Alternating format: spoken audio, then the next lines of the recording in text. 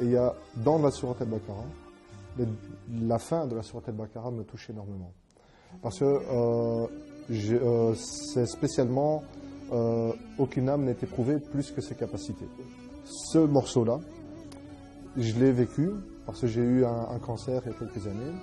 Donc j'étais déjà converti, alhamdoulilah, et avec un cheminement qui était mon cheminement, petit à petit. Et puis j'ai eu ce cancer, et ce cancer est la meilleure chose qui me soit arrivée.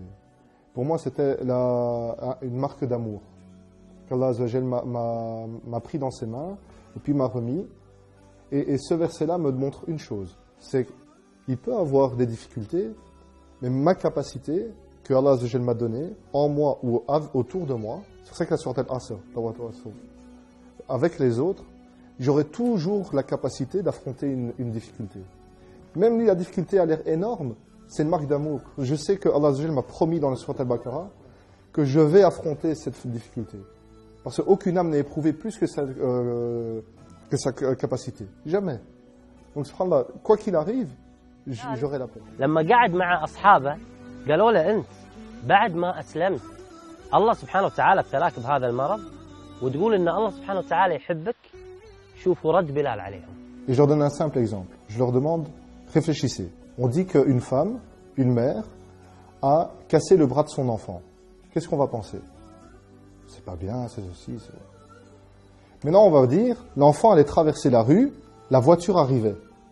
La mère a vu la voiture, elle a pris l'enfant. Maintenant, je redis la phrase. Une mère a cassé le bras de son enfant. Qu'est-ce qu'on en pense maintenant? Alhamdulillah, c'est une bonne mère. C'est exactement la même chose. Nous sommes l'enfant. On ne se rend pas compte. On ne voit rien. On ne voit pas les voitures. On ne voit pas ce qui se passe. Et Allah Azza wa Jal, lui, il voit ce qui se passe et ce qui est bien pour nous. Et c'est là où on a confiance en lui. Quoi qu'il se passe, quoi qu'il nous arrive, c'est que c'est un bien pour nous.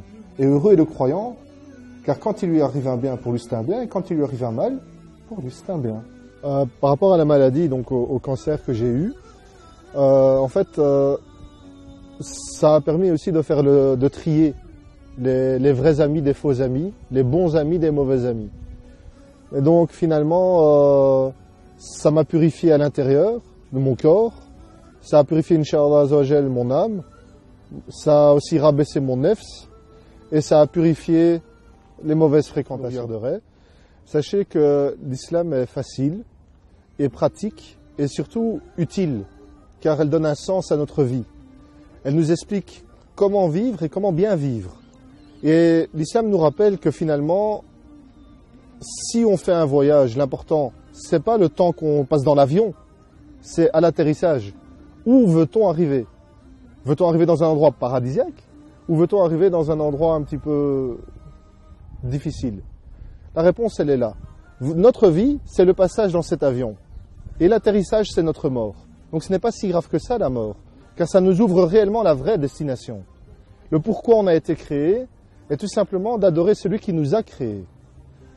Alors, honnêtement, si vous réfléchissez un tout petit peu, et si vous avez regardé le programme, ouvrez un Coran et lisez-le. Dans votre langue, lisez-le.